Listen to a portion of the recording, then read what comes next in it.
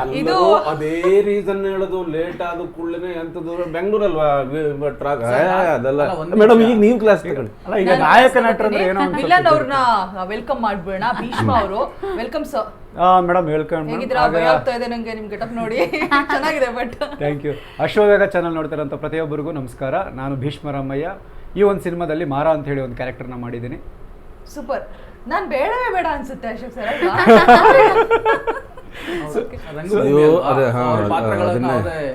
ಮಾಡ್ಕೊಂಡು ಅಭ್ಯಾಸ, ಸೊ ಹಂಗಾಗಿ ಅವರೇ ಒಳ್ಳೆ ಸರ್. ನಮ್ ಕೆಲಸ ಕಮ್ಮಿ ಆಗುತ್ತೆ, ಬಟ್ ಕೆಲಸ ಹೊಟ್ಟೆ ಮೇಲೆ ಹೊಡೆಯೋ ಕೆಲಸ ಮಾಡ್ಬೇಡಿ ಅಷ್ಟೇ. ಓಕೆ, ಕ್ಲಾಸ್ ತಗೊಂಡ್ವಾ ಇವಾಗ ಹೀರೋಗೆ? ಅಶೋಕ್ ಸರ್ ಬನ್ನಿ, ಯಾಕೆ late?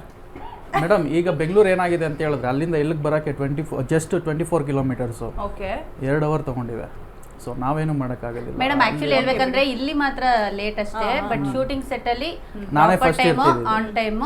Shooting madam Veronica Shetty ಅವರೇ ಶೂಟಿಂಗ್ ವಿಷಯವನ್ನ ಕೇಳ್ತಾ ಇಲ್ಲ, ಇಲ್ಲಿ ಕೇಳ್ತಾ ಇರೋದು. ಅಲ್ಲ ಕ್ಷಮೆ ಇರಲಿ ಸರ್, ಆಯ್ತು. ಮುಗ್ದೇ ಹೋಗಿತ್ತು.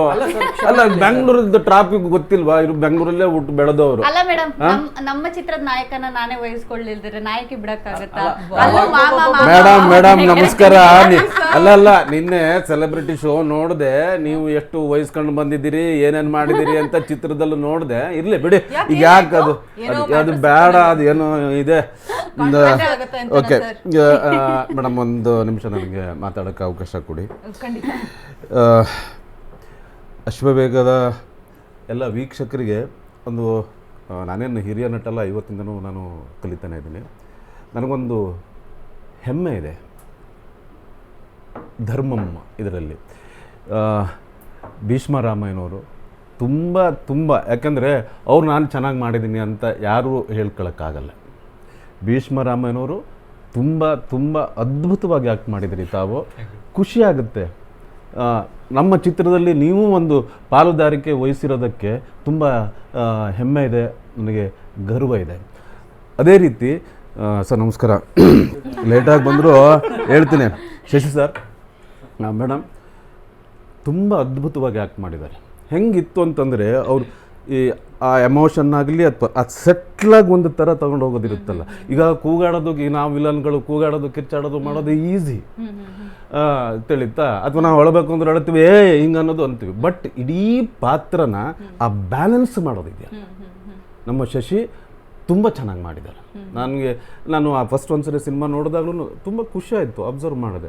ಇದನ್ನು ಒಂದು ಸ್ವಲ್ಪ ಹೆಚ್ಚು ಕಡಿಮೆ ನಮ್ಮ ಡೈರೆಕ್ಟರು ಇದು ಮಾಡಿಬಿಟ್ಟಿದ್ರು ಕೂಡ ಎಲ್ಲೋ ಒಂದು ಕಡೆ ಈ ಕ್ಯಾರೆಕ್ಟರು ಇದಾಗ್ಬಿಟ್ಟಿರೋದು ಆ ಸೆಟ್ಲಾಗಿ ಕೆಲವೊಂದು ಆ ಮುಗ್ಧತೆಯಲ್ಲಿ ಕ್ರೌರ್ಯ ಇದೆ, ಮುಗ್ಧತೆಯಲ್ಲಿ ಒಂದು ಮುದ್ದಾದ ಒಂದು ನಗು ಇದೆ.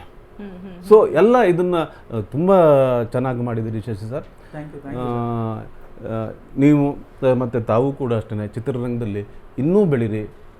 ಒಂದು ಕರ್ನಾಟಕದ ಒಂದು ಈ ಕನ್ನಡ ಚಿತ್ರರಂಗ ಏನಿದೆ ಅದಕ್ಕೊಂದು ಆಸ್ತಿ ಆಗಿ ಅನ್ನೋದು, ನೀವೆಲ್ಲ ಹಿರಿಯರು ಅಂತಾರಲ್ಲ, ಅದಕ್ಕೋಸ್ಕರ ಹೇಳ್ತೇನೆ. ಹಂಗೆ ನಿಮ್ಮನ್ನು ಮರ್ತೆ ಅಂತ ಅಂದ್ಕೊಳ್ಳೇ ಬೇಡಿ. ಇಬ್ಬರದ್ದು ಮಾತ್ರ ಹೇಳೋದು, ನನಗೆ ಹೇಳಲೇ ಇಲ್ಲ ಅಂತ. ಅದು ಇಷ್ಟ ತನಕ ಅವ್ರ ಹೆಸರು ನೆನಪು ಮಾಡ್ಕೊತಿದ್ದೆ ಮೇಡಮ್ ನಾನು. ವಿರಾನಿಕಾ ಶೆಟ್ಟಿ ಅಂದರೆ ಕರೆಕ್ಟಾ ಮೇಡಮ್? ಎಲ್ಲೋದು ಸೇಮ್ ಅದೇ ಪ್ರಾಬ್ಲಮ್ ಆಗ್ತಿದೆ. ವಿರಾನಿಕಾ ಶೆಟ್ಟಿ ನಮ್ಮ ಮೇಡಮ್, ಯಾಕಂದ್ರೆ ವೈರಾನಿಕಾ ಅಂತ ಹೇಳಿ ಸುಮ್ಮನೆ ವೈರಲ್ ಮಾಡ್ತಾ ಇದ್ದಾರೆ. ಅದು ವಿರಾನಿಕಾ. ವಿರಾನಿಕಾ ಶೆಟ್ಟಿ ಮೇಡಮ್ ತುಂಬ ಅದ್ಭುತವಾದಂಥ ಪಾತ್ರ. ಮುಗ್ಧತೆ ಅದಾದ ನಂತರ ಎಲ್ಲೋ ಒಂದು ಕಡೆ ಬರುತ್ತೆ ಅದು ಚಿತ್ರ ನೋಡಲಿ. ತುಂಬ ಒಳ್ಳೆ ಪಾತ್ರ ಸಿಕ್ಕಿದೆ ಅನ್ನೋದಕ್ಕಿಂತಲೂ ಆ ಪಾತ್ರನ ತುಂಬ ಚೆನ್ನಾಗಿ ನಿಭಾಯಿಸಿದ್ದಾರೆ. ಕೆಲವೊಂದು ಸರಿ ಏನಿರುತ್ತೆ ಗೊತ್ತಾ, ನನ್ನ ಇದು ಡೈರೆಕ್ಟ್ರು ಹೇಳ್ಕೊಡ್ತಾರೆ, ಆದರೆ ನಮ್ಮೊಳಗೆ ಅದು ಎಲ್ಲೋ ಒಂದು ಸ್ವಲ್ಪ ಇರಬೇಕು. ಅದು ಇಲ್ಲದೆ ಆದರೆ ಎಷ್ಟು ರೀಟೇಕ್ ಆಗೋಗ್ಬಿಡುತ್ತೆ. ನಮ್ಮೊಳಗೆ ಆ ಸ್ಪಾರ್ಕ್ ಇದ್ದಾಗ ಅಥವಾ ಆ ಒಂದು ಆ ಕಲೆ ಅನ್ನೋದು ಇದ್ದಾಗ, ಆ ಪ್ರತಿಭೆ ಇದ್ದಾಗ ಅದನ್ನು ಡೈರೆಕ್ಟರ್ ಹೇಳಿದ ಕೂಡ ಇದು ಹಿಂಗೆ ಅಂತ ತುಂಬ ಚೆನ್ನಾಗಿ ಮಾಡಿದ್ರಿ. ತಾವೂ ಕೂಡ ಕನ್ನಡದ ಏನು ಚಿತ್ರರಂಗ ಇದೆ, ನಾಯಕಿಯಾಗಿ ಬೆಳೀರಿ. ಆದರೆ ಧರ್ಮಂ ಮಾತ್ರ ಅಂದರೆ ಧರ್ಮಂ ಚಿತ್ರ ಮರಿಬೇಡಿ ಅಂತ.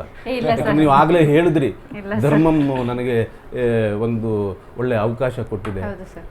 ತಿಳಿತಾ ಧರ್ಮಂ ಮಾತ್ರ ಇಲ್ಲ ಮರಿಬೇಡಿ. ಸರ್, ಧರ್ಮಂನ ಮರೆಯೋದಿಲ್ಲ. ಅದು ಯಾಕೆ ಆ ಥರ ಹೇಳ್ತಿದ್ದೀರೋ ಗೊತ್ತಾಗ್ಲಿಲ್ಲ. ಬಟ್ ಮ್ಯಾಮ್ ಆ್ಯಕ್ಚುಲಿ ಏನಂತ ಹೇಳಿದ್ರೆ ಈ ವರ್ಷದಲ್ಲಿ ನಂದು ರಿಲೀಸ್ ಆಗ್ತಿರೋ 3 ಚಿತ್ರ ಆಯ್ತಾ. ಆದರೆ ನನಗೆ ಒಂದು ಒಳ್ಳೆ ಕ್ಯಾರೆಕ್ಟರು ಅಂತ ಹೇಳಿದ್ರೆ, ಈಗ ಎನಿ ಡೈರೆಕ್ಟರ್ಸ್ ಆಗಲಿ ಫಸ್ಟ್ ನೋಡೋಕೆ ಹೇಗಿದ್ದಾರೆ ಚೆನ್ನಾಗಿದ್ದಾರೆ ಆ ಥರ ಎಲ್ಲ ನೋಡ್ತಾರೆ. ಬಟ್ ಫಸ್ಟ್ ಮೇನ್ ಪೋರ್ಷನ್ ಏನಂತ ಹೇಳಿದ್ರೆ ಹೇಗೆ ಆ ಹುಡುಗಿ ಹ್ಯಾಕ್ ಮಾಡ್ತಾಳೆ ಅನ್ನೋದೇ ಇಂಪಾರ್ಟೆಂಟ್, ಏನು ಪರ್ಫಾರ್ಮೆನ್ಸ್ ಕೊಟ್ಟಿದ್ದಾಳೆ ಅಂತೇಳಿ. ಈ ಚಿತ್ರನ ನಾನು ತಗೊಂಡೋಗಿ ಯಾವುದೇ ಡೈರೆಕ್ಟರಿಗೆ ತೋರಿಸಿದ್ರು, ಓಕೆ ಈ ಹುಡುಗಿ ಮಾಡ್ತಾಳೆ, ಈ ಹುಡುಗಿ ಕೈಯಿಂದ ಮಾಡಿಸ್ಬೋದು ಅಂತೇಳಿ ಅವ್ರ ಮೈಂಡಲ್ಲಿ ಬರುತ್ತೆ. ಅಂತ ಒಂದು ಒಳ್ಳೆ ಚಿತ್ರನ ನಾಗಮುಖ ಡೈರೆಕ್ಟರ್ ಸರ್ ಅಂತ ಒಂದು ಒಳ್ಳೆ ಪಾತ್ರನ ನನಗೆ ಕೊಟ್ಟಿದ್ದಾರೆ. ನೋಡಿ, ನಾವಿವತ್ತೆಲ್ಲ ಟೀಮವ್ರು ಇದ್ದೀವಿ, ನಮ್ಮ ಡೈರೆಕ್ಟರ್ ಇಲ್ಲ ಒಬ್ರು ಇನ್ನೂ ಕೂಡ ನಮ್ಮ ಚಿತ್ರದ ಬಗ್ಗೆ ಹೊರಗಡೆ ಕೆಲಸ ಮಾಡ್ಕೊಂಡು ಮೋಸ್ಟ್ ಆಫ್ ದ ಇಂಟರ್ವ್ಯೂಸ್ ಅಲ್ಲಿ ಇಲ್ಲ, ಅವರು ಅಟೆಂಡೇ ಮಾಡಿಲ್ಲ. ಯಾಕಂತ ಹೇಳಿದ್ರೆ ಚಿತ್ರದ ಬಗ್ಗೆ ತುಂಬಾ ಪ್ರೀತಿ, ತುಂಬಾ ಅಂತ ಹೇಳಿದ್ರೆ ಇವನ್ ಯಾವುದೇ ಒಂದು ಸಲ ನಾನು ಕಾಲ್ ಮಾಡಿ ಮಾತಾಡಿದ ಹೇಳಿ ಅಮ್ಮ, ಅವರು ನಮಗೆ ಕೊಡುವಂಥ ಗೌರವ ಇದೆ ಅಲ್ಲ ಸರ್ ಮೇಡಮ್, ಅದ್ರ ಬಗ್ಗೆ ಒಂದೇ ಒಂದು ಮಾತಿಲ್ಲ. ಆಮೇಲೆ ಆ ಚಿತ್ರದ ಬಗ್ಗೆ ಇವನ್ ನಿದ್ದೆಲ್ಲೂ ಕನ್ವರ್ಸ್ತಿರ್ತಾರೇನೋ ನಾವು ಪ್ರತಿ ಸಲ. ಇಲ್ಲ ನಿದ್ದೆಲ್ಲಿ ಕನ್ವರ್ಸಲ್ಲ ಮೇಡಮ್, ನೀವು ಹೇಳ್ದಂಗೆ ಅವ್ರು ನಿದ್ದೆನೇ ಮಾಡಲ್ಲ, ನಿದ್ದೆನೇ ಮಾಡಲ್ಲ. ಅದನ್ನು ನಿಜಾನೇ. ಅವ್ರು ಮಲ್ಗದೆ ಅರ್ಲಿ ಮಾರ್ನಿಂಗ್ 4 o'clockಗೆ ಒಂದು 3 to 4 hours ಅಷ್ಟೇ ರೆಸ್ಟ್ ಮಾಡ್ತಾರೆ, ಬರೀ ಸಿನಿಮಾ. ಒಂದೊಳ್ಳೆ ಟೆಕ್ನಿಷಿಯನ್ಸು, ಒಂದು ಪ್ರಾಮಾಣಿಕವಾಗಿ ಒಂದೊಳ್ಳೆ ನಿಷ್ಠೆ ಇಟ್ಕೊಂಡು ಕೆಲಸ ಮಾಡಿರೋಂಥ ಅಂಥ ಆ್ಯಕ್ಚುಲಿ ಟೆಕ್ನಿಷಿಯನ್ಸು ನಮ್ಮ ಇಂಡಸ್ಟ್ರಿಗೆ ಬೇಕು ಮ್ಯಾಮ್. ಯಾಕಂತ ಹೇಳಿದ್ರೆ ಈಗ ನೋಡಿ, ನಿಮಗೆ ಗೊತ್ತು ನಮ್ಮ ಕನ್ನಡ ಇಂಡಸ್ಟ್ರಿಯಲ್ಲಿ ಏನಾಗ್ತಿದೆ, ವಾರಕ್ಕೆ ಒಂದು 10 ರಿಂದ 12 ಚಿತ್ರಗಳು ರಿಲೀಸ್ ಆಗ್ತಿದೆ. ಎಷ್ಟೋ ಜನ ಹೊಸ ಪ್ರೊಡ್ಯೂಸರ್ ಬರ್ತಾರೆ, ಒಂದೇ ಮೂವಿಗೆ ವಾಪಸ್ ಹೋಗ್ತಾ ಇದ್ದಾರೆ.